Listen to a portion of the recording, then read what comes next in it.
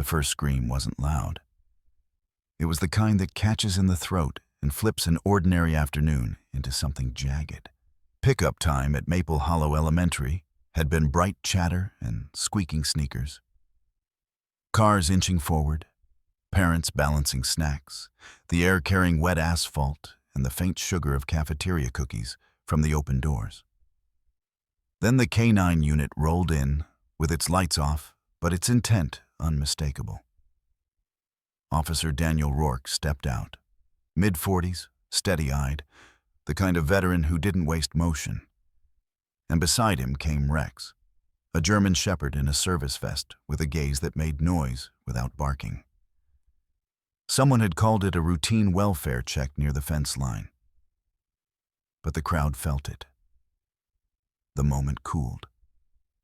Parents pulled kids closer. Teachers at the doorway stopped smiling. A few phones rose, half curious, half afraid. Rourke scanned once, clocking the knot of adults by the chain link and the assistant principal hovering with a tight, practiced grin. Rex's paws clicked on the sidewalk, then went silent. His ears pricked. His nose tested the breeze like it carried a warning. Rourke gave the standard command. Calm, clipped. Heel. It was the easiest order in their vocabulary. Rex didn't move. No confusion, no lag, no restless shifting. Just a hard stillness, his weight settling like an anchor. A murmur rose. Disobedience, bad dog, what's wrong with him? Rourke tried again, firmer. Rex, heel. Rex's eyes weren't on him. They were locked down the fence line where shadows pooled beneath an oak. There, half hidden behind a rusted gate, stood a little girl alone. She couldn't have been more than 8.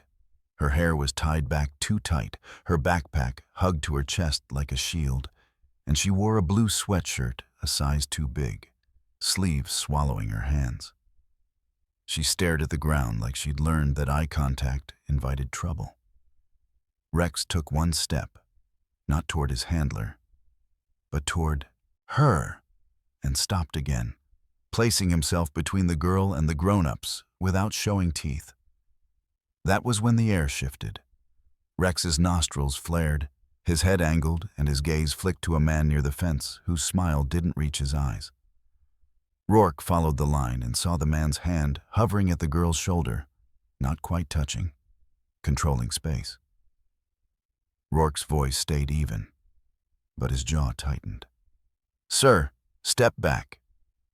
The assistant principal gave a little laugh that sounded like a door trying to close softly.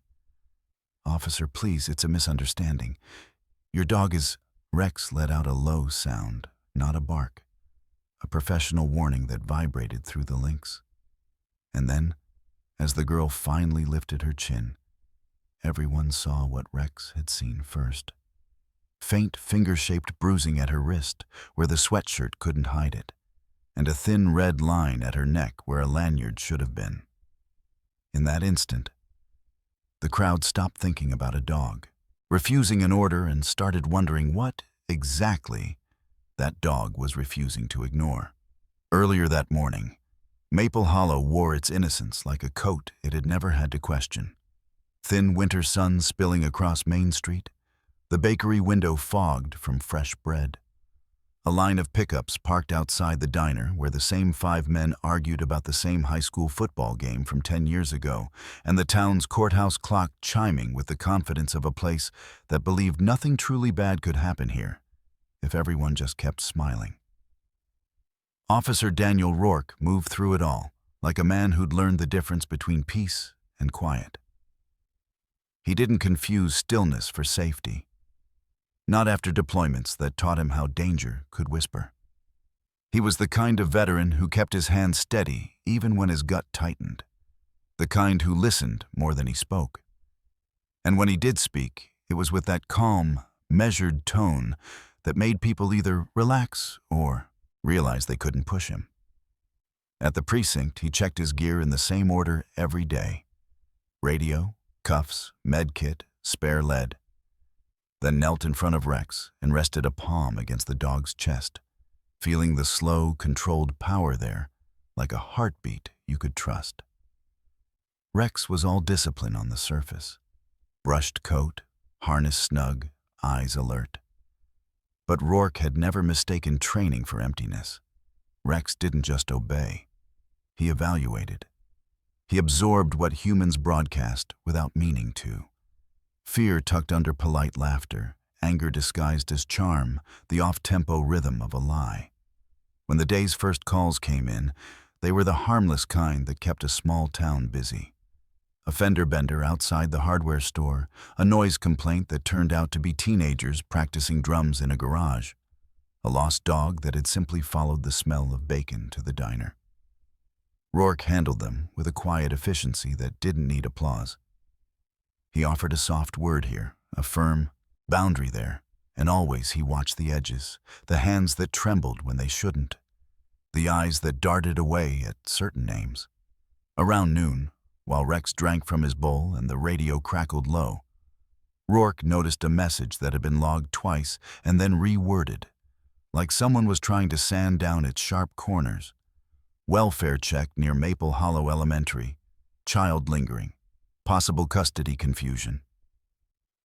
Custody confusion was the kind of phrase that could mean nothing or mean everything.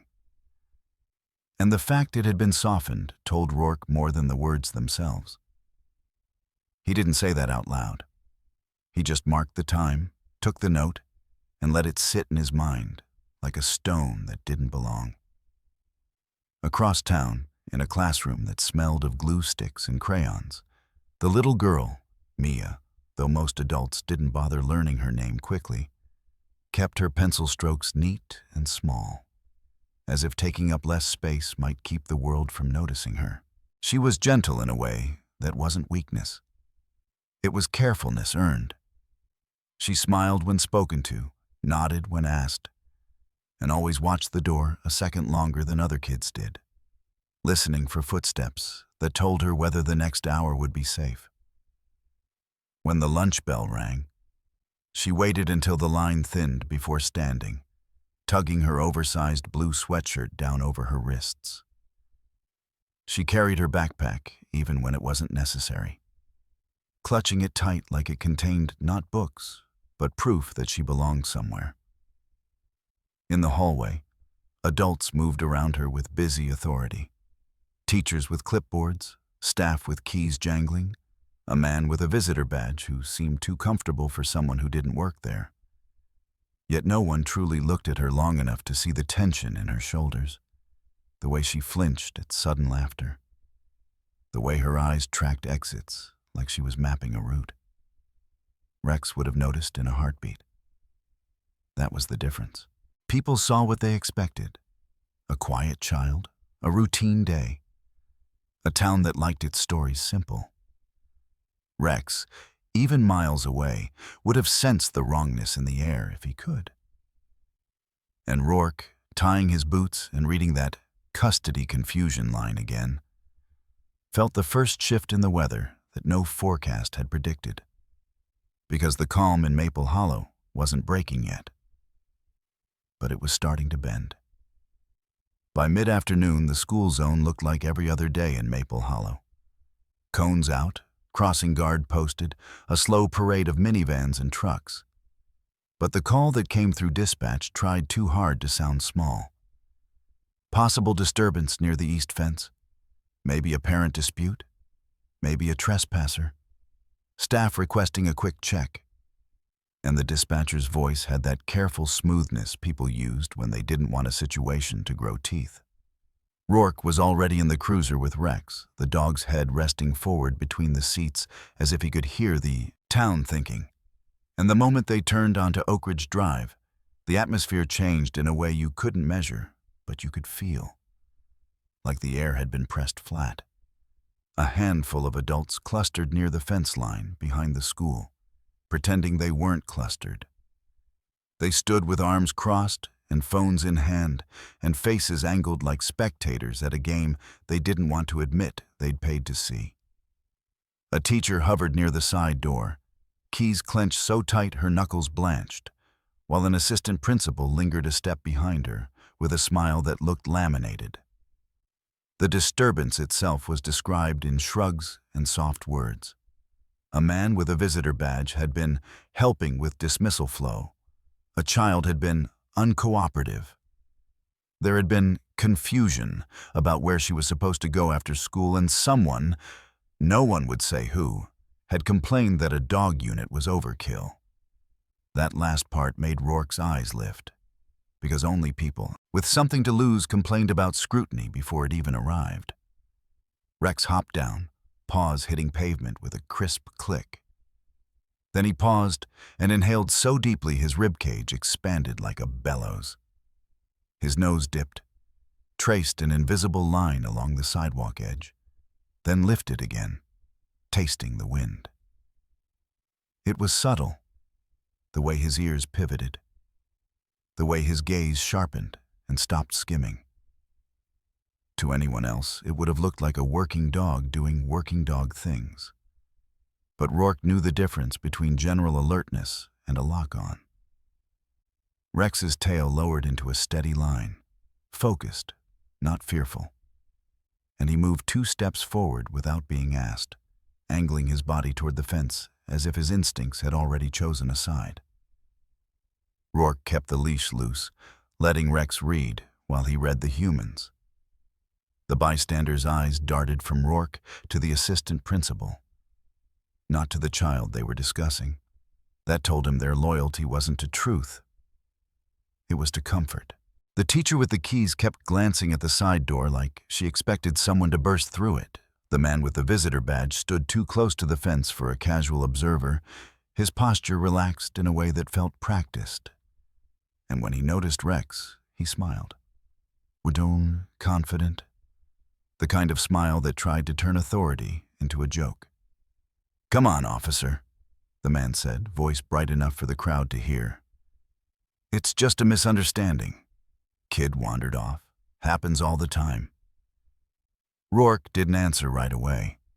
He watched Rex's nose work overtime, not in frantic sweeps, but in tight, precise pulls, as if the dog had caught a thread and didn't intend to let it go. Rex's head turned toward the grass strip by the fence, then toward the gate, then back to the man, and the dog's stance shifted. Shoulders squared, weight forward, a quiet wall being built. Rourke heard the murmurs around them. "Don't get involved. Not our business. Let the school handle it." And he saw the way a mother pulled her son behind her, like the world was safer if you didn't look too closely. Then Rex stopped and stared at one spot near the gate, where scuffed dirt showed someone had stood there a long time. A faint scent, a trace of sweat and cheap cologne, and something sharper underneath. Fear, old and fresh at once, seemed to flick a switch in him. Rex gave a soft, controlled huff. Not a bark, just an exhale that said, "This is wrong." Rourke felt it in his spine, that familiar veteran's certainty. This wasn't a simple call. It was a cover story wearing a friendly face. And as Rex leaned subtly toward the fence line, pulling just enough for Rourke to follow, the assistant principal's smile tightened another fraction, and the crowd's silence grew heavy, because whatever was happening here had been counting on everyone staying polite. And Rex, with his unblinking focus and protective angle, had just refused to play along. Pickup time hit full volume in a matter of minutes. Car doors thudding, children calling out, the squeal of a bus's brakes. And yet around the east fence, everything narrowed into a quiet, pressurized circle, as if the town itself had stepped back to watch. Rourke stood with Rex at his side, leash in hand, posture loose but ready. And he gave the command again the way he always did. No anger, no show. Just the clean professionalism that kept chaos from feeding itself. "Rex, heel." It should have snapped the dog back to his left knee like a magnet. Instead, Rex stayed planted, eyes fixed down the fence line where the little girl in the oversized blue sweatshirt stood half-shadowed by the oak, backpack clutched to her chest, her feet turned inward like she was trying to fold into the ground. The crowd read it as a challenge. A few parents murmured. A phone camera shifted for a better angle. Someone whispered, "Is that dog out of control?" Rourke didn't flinch at the noise. He watched Rex. The dog wasn't stiff with disobedience. He was composed, deliberate, every muscle holding a decision. Rex took one slow step forward and stopped again, placing his body between the girl and the man with the visitor badge, as if drawing an invisible line no one else could see. The man's smile stayed on, but his eyes sharpened, tracking the dog like a problem he hadn't planned for. "Easy there," the man said, lifting his hands in a theatrical peace gesture that earned him a few nods from the bystanders who wanted an easy story. "Just a kid who wandered off. No reason for all this." Rex didn't growl yet, but the dog's chest rose and fell in a measured rhythm, nose sampling the air in short pulls, and his ears angled toward the girl as if listening to something she wasn't saying. Rourke repeated the command a third time, calm, firm, the way you test a door you already suspect is locked. "Heel." Rex didn't move. He didn't even glance back for reassurance. That was the part that tightened Rourke's focus, because Rex always checked in unless something was screaming in his instincts. The assistant principal, Mr. Harlan, according to the name badge pinned too neatly on his blazer, stepped forward with that folksy, irritated authority that small-town officials used like a shield. He spread his hands, smiling for the audience, voice carrying just enough to invite agreement. "Officer Rourke, we appreciate your service, truly. But this is school property. We have procedures. Handle your dog." The phrase landed like a shove, not because it was loud, but because it tried to put blame in the wrong place, make the animal the issue, not the situation. Rourke's eyes narrowed, not in anger, but in calculation, and he let the silence hang for a heartbeat as he took in Harlan's stance. Positioned between Rourke and the side door. Body angled subtly to block the view beyond the gate. Smile fixed like a sign that read, "Nothing to see here." Behind Harlan, the teacher with the keys swallowed hard and looked away. Near the fence, the visitor badge man shifted his weight as if deciding whether to step closer to the girl or back away from the dog, and that indecision told Rourke everything. Predators hated uncertainty when it wasn't theirs. Rex's posture remained steady, but his head dipped slightly, eyes never leaving the space around the child, and in that movement there was something almost tender. A guardian stance that didn't need teeth to be terrifying. The little girl's fingers tightened on her backpack straps until the fabric creased, and she lifted her chin just enough for Rourke to see the tremble she was fighting to hide. The crowd didn't notice that. They noticed the dog refusing. The school official trying to keep order. The man with the badge being helpful. Maple Hollow liked narratives that didn't require action. But Rex, in his calm defiance, was refusing a different thing entirely. Refusing to step away, refusing to obey a command that would leave a vulnerable child exposed for even 1 second. And Rourke felt the line in his own chest go cold and clear. Rex's no was never random. It was a signal. And as Harlan's smile tightened into impatience and he took another step forward, Rex shifted again, placing his broad frame fully between the girl and every adult who had failed to see her. And the tension spiked so sharply that even the bystanders went quiet. Because something about that dog's stillness said the truth was standing right there, and it wasn't going to move. Rourke lowered his voice until it was meant for Rex alone, not the crowd, not the assistant principal's performance, not the man with the visitor badge whose smile had started to look brittle at the edges. "Easy, partner," he murmured. And then, without yanking the leash or forcing anything, he stepped with Rex, slowly, deliberately, toward the little girl by the rusted gate, because sometimes the most powerful de-escalation was simply choosing the right direction and refusing to be rushed. Up close, the details hit like cold water. The day was mild for Maple Hollow, the kind of afternoon where kids ditched jackets and parents complained about the sun in their eyes. But the girl had her sleeves pulled down past her wrists, gripping the cuffs so tightly the fabric bunched in her fists. Her backpack wasn't slung casually like the other kids. She hugged it to her chest as if it was the only thing keeping her upright, the straps digging into her shoulders. When Harlan cleared his throat behind them, the girl flinched so fast it looked like a reflex wired straight into her bones, and she immediately tried to hide it by staring harder at the ground. Rex's nose touched the air near her jacket, and his entire body changed. His breathing slowed, his shoulders set, and his nostrils worked in short, precise pulls, like he was reading a sentence written in scent. He leaned in just enough to sniff the front of her sweatshirt, then the edge of her backpack, then the sleeve she was clutching, and then he froze. Absolutely still, not because he was confused, but because something in that smell didn't belong on a child. Rourke saw Rex's ears tilt forward, then flick back toward him, and the dog lifted his eyes to meet Rourke's in a look that wasn't training at all. It was a question. Permission. A silent, disciplined plea. Let me hold this line. Let me protect. Rourke swallowed the first surge of anger that tried to rise in his chest and replaced it with procedure, because anger made you sloppy, and sloppiness got people hurt. He crouched slowly, keeping his body angled so he wasn't towering over the girl, and softened his tone the way he would with a frightened witness. "Hey," he said, gentle but steady.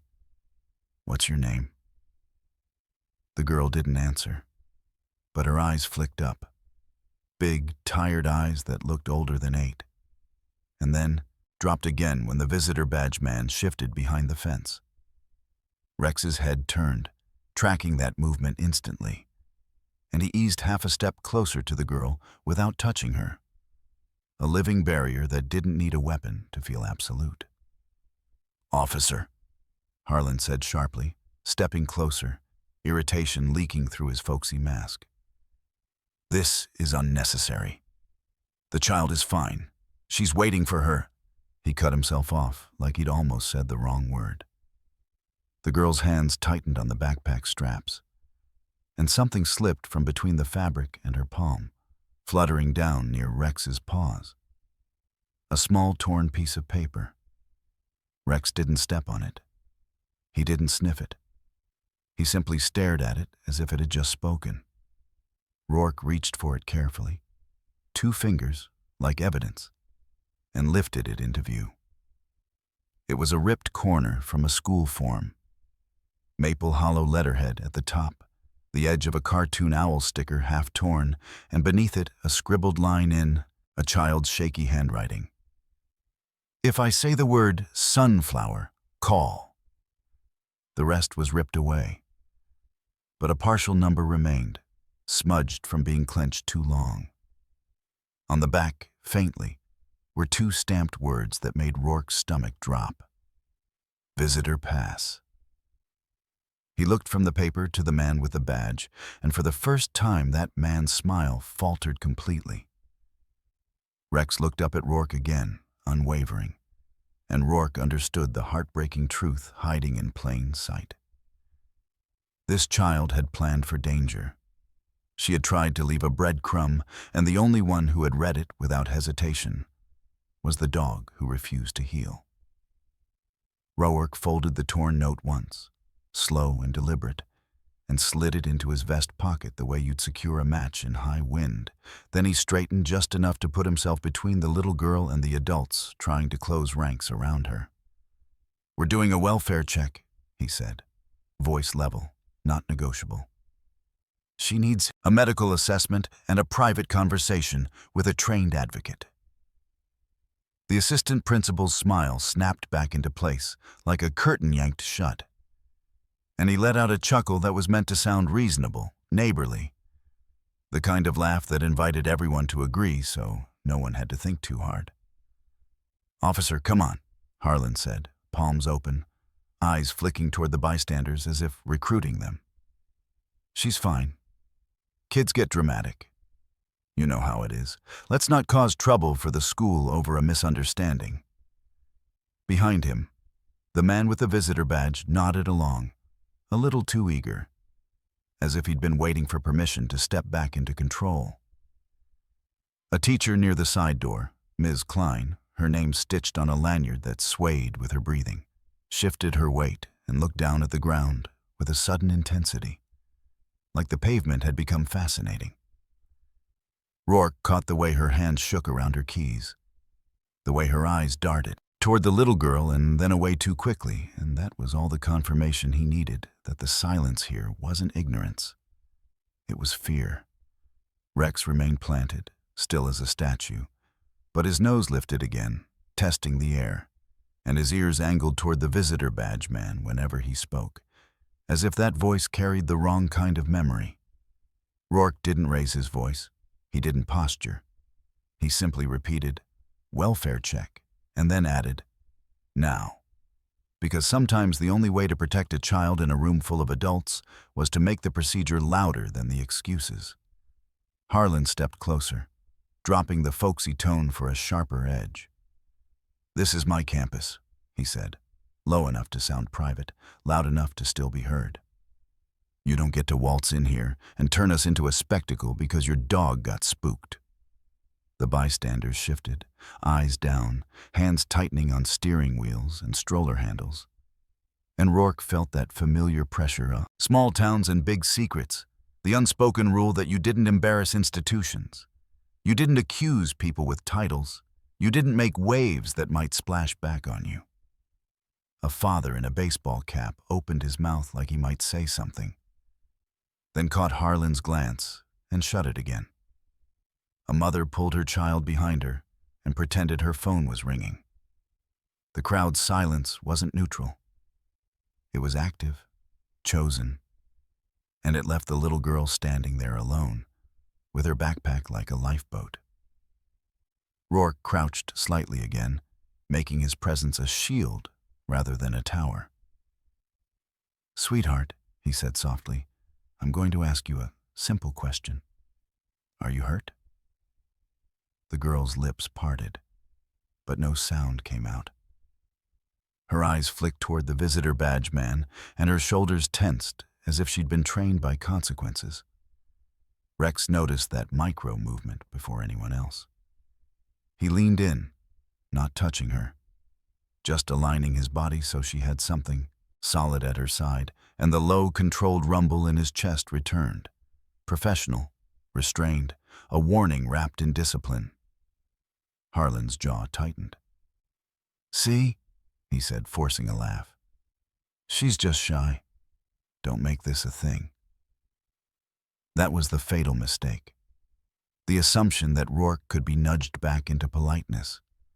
That Rex's refusal was a training glitch, that the town's discomfort would pressure the truth back into hiding. They didn't know who they were dealing with. A veteran who had learned that calm was not compliance. And a K-9 who had already confirmed, with one breath and one unblinking stare, that something on this campus was wrong enough to refuse an order for. Rourke didn't argue with Harlan's veneer anymore. He pivoted around it, because arguing gave men like that the stage they craved, and he wasn't here to entertain.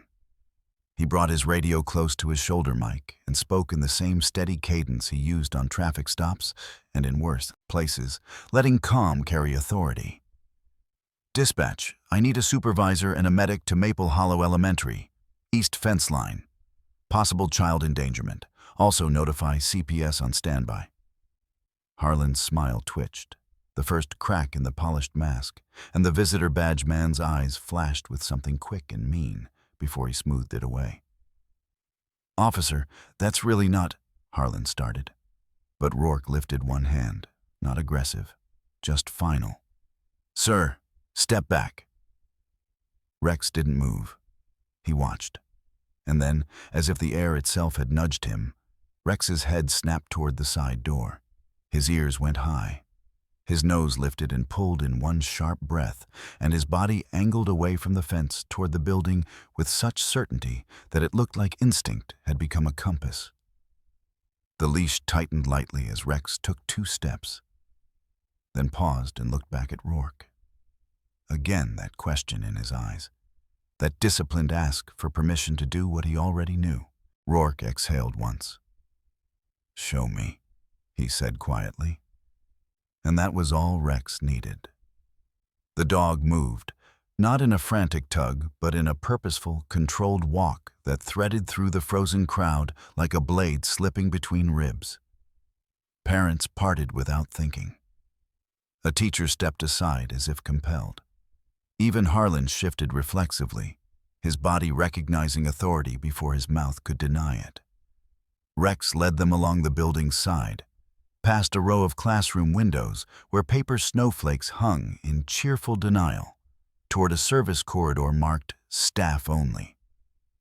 At the corner, Rex stopped and sniffed the door seam, nose working in tight circles, then sat, abrupt, decisive, staring at the handle, alert. Rourke felt his stomach tighten. "This door," he said, more to himself than anyone. Harlan hurried forward. "That's a storage corridor," he said too quickly. "Maintenance, cleaning supplies, nothing." Rex rose and pressed his nose lower, near the bottom of the frame, where scuff marks and dirt told a story of shoes that didn't belong. Rourke glanced at Ms. Klein. Her face had gone pale. She looked at the door like it might bite. "Ms. Klein," Rourke said, voice controlled. "Do you have access?" She swallowed, eyes darting to Harlan, then to the visitor badge man, and for a second you could see the war inside her, fear versus conscience. Her hand trembled as she lifted her keys. I'm not supposed to," she whispered. "Then don't be supposed to," Rourke replied, not unkindly. And that was the moment she cracked, sliding the right key into the lock with a soft metallic click that sounded far too loud. Rourke pulled his phone from his vest and started recording without making a show of it, camera angled down, audio catching everything. A small, practical act that turned deniability into risk.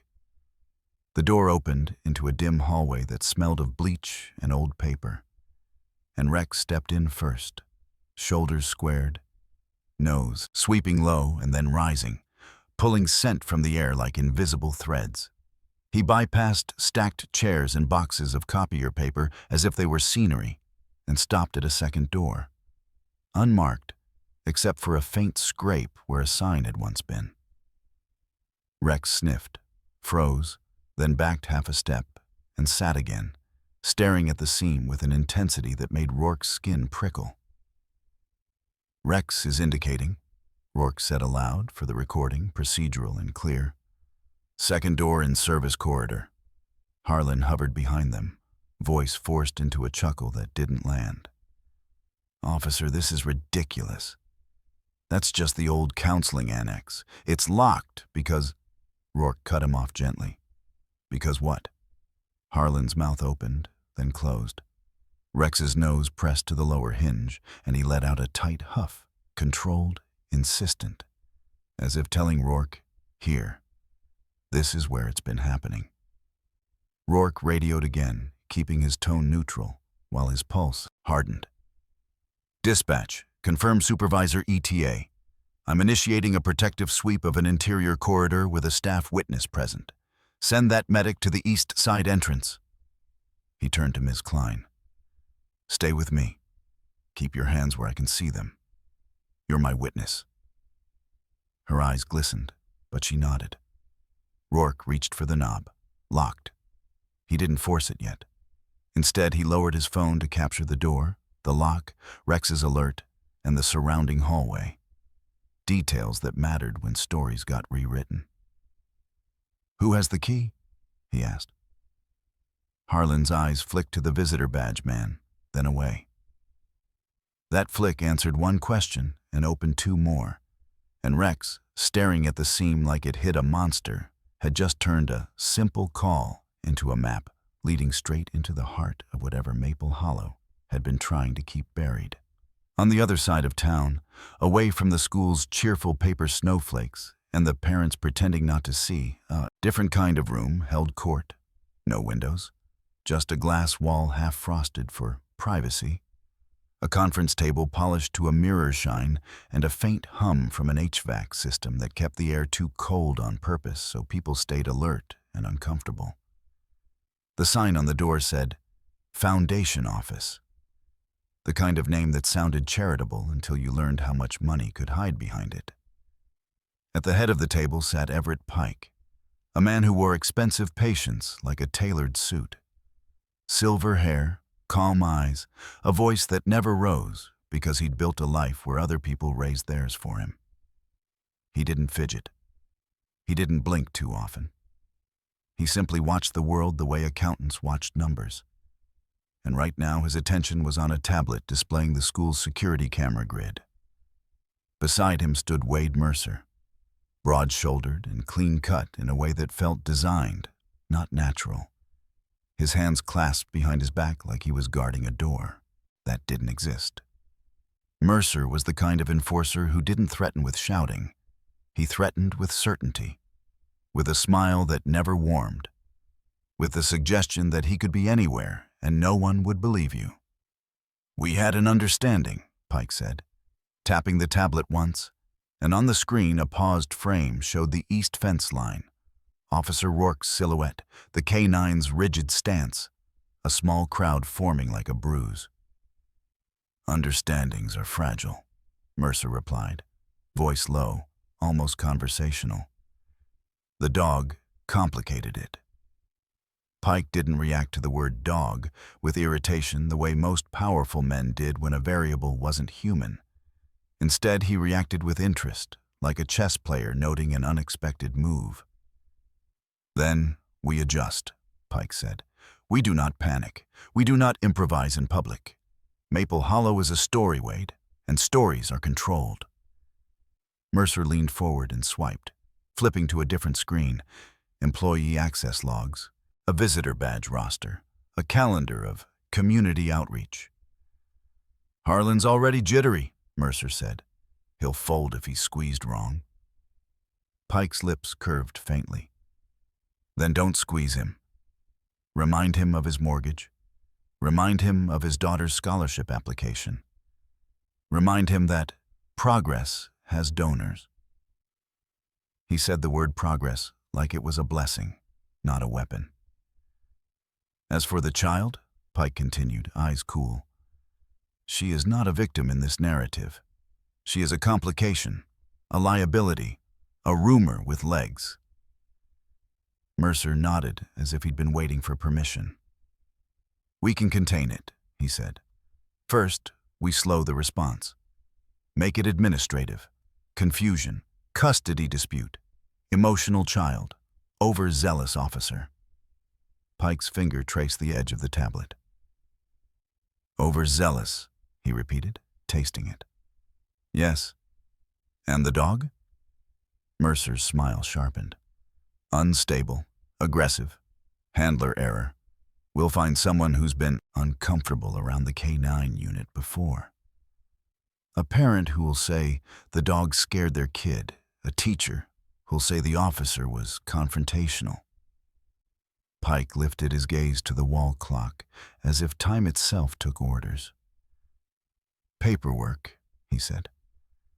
"I want the incident report routed through our friend at the county office before it hits any clean desk. If there's footage, it gets misfiled. If there's a witness, they get visited. Softly, kindly.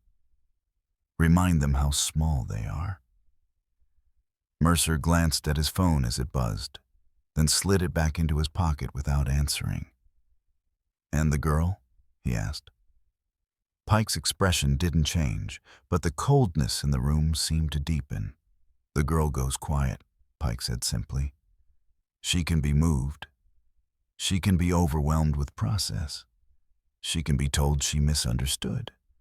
Children are easy to confuse when adults agree on a lie." Mercer's eyes flicked to the paused frame again. Rourke in the hallway, Rex indicating at a locked door. "What if the officer doesn't play along?" Mercer asked. Pike finally leaned back, folding his hands as if closing a file. "Then we make him the story," he said. "We smear him, we isolate him, we pressure his chain of command, and we turn the town against the idea of him. Maple Hollow doesn't like conflict, Wade. We'll give them a villain they can understand." Mercer's smile returned, calm and predatory. "And if the dog keeps refusing?" Pike's eyes narrowed a fraction, the only hint of irritation. "Then we take away the dog," he said, as if discussing a broken printer. "Contained," he added, tapping the tablet once more. "By tonight." And in that sterile private room, the threat stopped being one man at a fence and became a system deciding, with quiet confidence, that truth was something you could erase if you moved fast enough and frightened the right people into silence. By the time the medic arrived, the sun had slipped behind.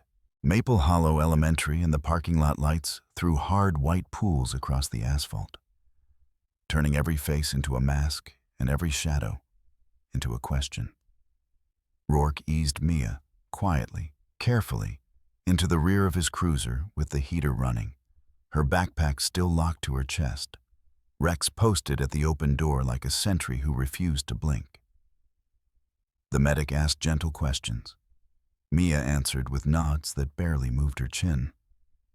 Rourke stayed angled between her and the crowd, phone still recording when it mattered, voice steady as he requested a formal welfare transport and a child advocate, because procedure was the only language a system couldn't easily misunderstand. That's when the countermoves began. A black SUV rolled slowly past the school entrance, too slow for traffic. Windows tinted, engine quiet, making one lazy loop before disappearing down Oak Ridge Drive. Rex's ears flicked toward it, his body going rigid in a way Rourke knew by heart. Mission mode, watch and warn. Then the dog settled again, not relaxed, just controlled. Sergeant Latham pulled Rourke aside with a friendly hand on his shoulder that didn't feel friendly at all. "Dan," he said, voice low, "let's keep this contained. The school's saying custody confusion. Harlan's a good guy. Don't turn it into a circus." Rourke held Latham's gaze. "I'm not turning it into anything," he replied. "I'm documenting what it already is." Latham's smile tightened, then his radio crackled with a new message. "County wants an update, ASAP." The phrasing was too neat, like the call had been waiting. Minutes later, Rourke's phone rang from an unknown number. He stepped a few paces away, keeping Rex in sight. "Officer Rourke," a warm voice said, almost neighborly. "This is Everett Pike with the Community Foundation. I just want to make sure everyone's calm. We support our police. We support our schools." The warmth lasted exactly 3 seconds. Then it cooled. "Sometimes," Pike continued, "good men make bad situations worse by refusing to trust the process." Rourke felt his jaw set. "The process starts with a child being safe," he said. A pause. "Of course," Pike replied softly. "Just be careful what you put in writing." The line went dead. Behind Rourke, a door chime sounded from the side entrance, cheerful, wrong, and Ms. Klein flinched like she'd been struck. She looked toward the corridor door Rex had indicated earlier, then snapped her eyes away when Harlan glanced at her. Two parents edged closer to Rourke, whispering, "We saw him by the fence." But their voices died when the visitor badge man strolled past them, smiling like he owned the daylight. Rex's head followed him, and a low, professional growl rolled out. Quiet, controlled, unmistakable. The man's smile faltered, then returned sharper. "Your dog seems stressed," he said, loud enough for bystanders to hear. "Maybe he shouldn't be around kids." That was the smear starting in real time, seeded for the crowd. And the crowd reacted like a town taught to fear disruption. Some faces hardened with moral outrage. Others tightened with fear of consequences, eyes darting to titles and badges and the invisible power behind them. Rourke didn't raise his voice.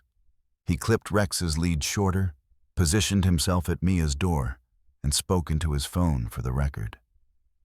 Attempted external interference, unknown caller, possible intimidation.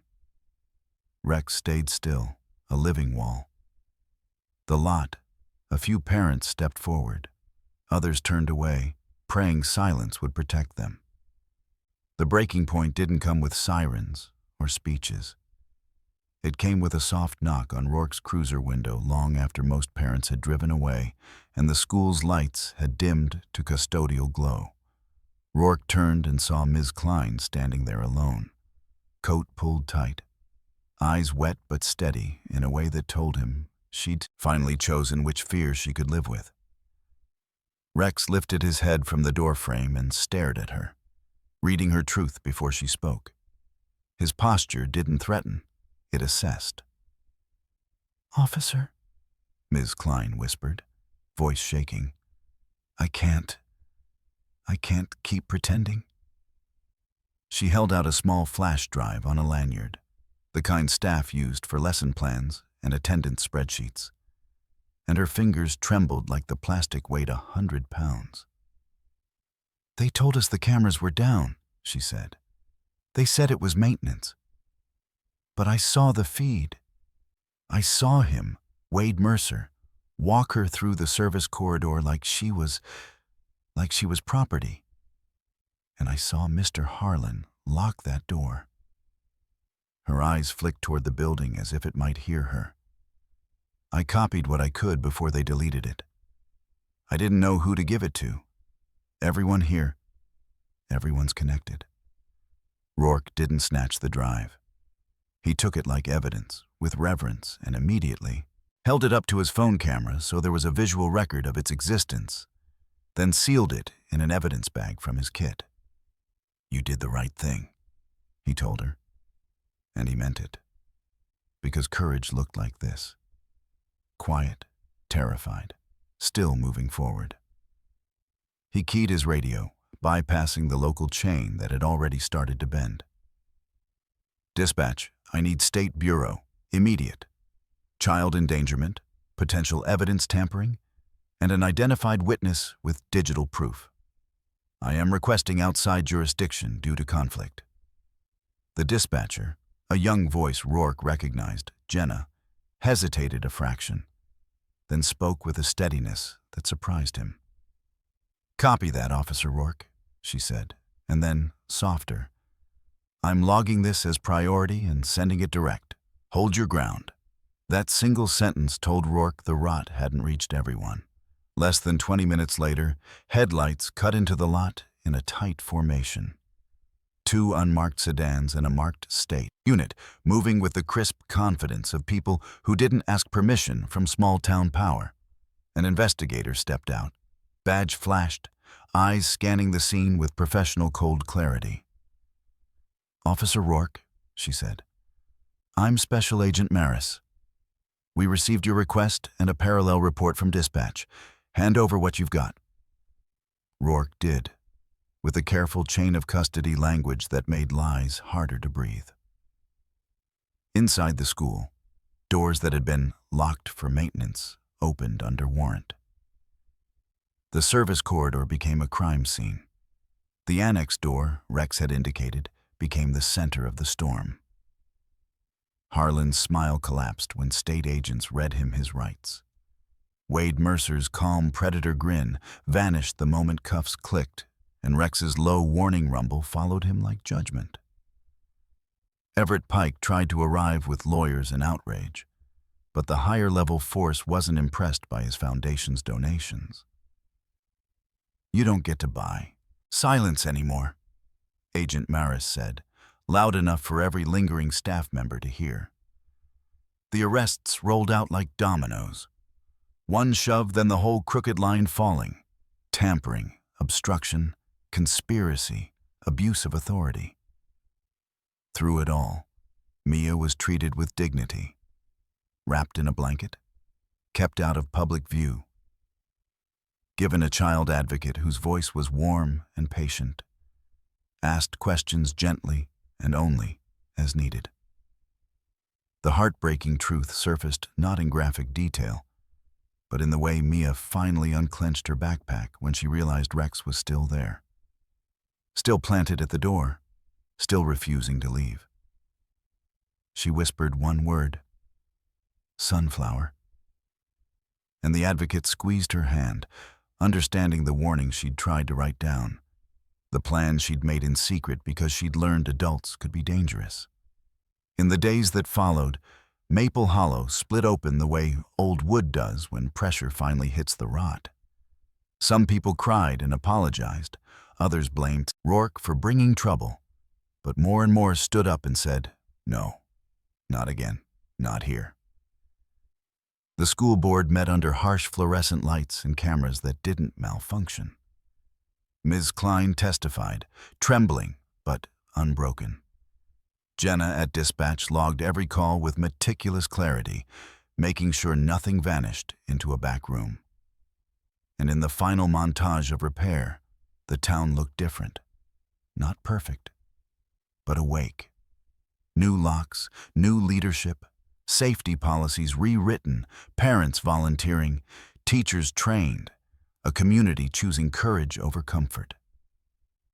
Rourke visited Mia at her new safe placement, not as a hero demanding gratitude, but as a guardian checking the perimeter one last time. Rex sat beside him, calm and steady, eyes soft for the first time in days. Mia, still in her blue sweatshirt, reached out and rested her small hand on Rex's fur, and the dog leaned into it with quiet acceptance. Rourke exhaled, the kind of breath you release when the worst has passed. But the lesson remains, and he finally understood what the crowd had mistaken that day. Rex hadn't refused an order. He had refused to abandon a child.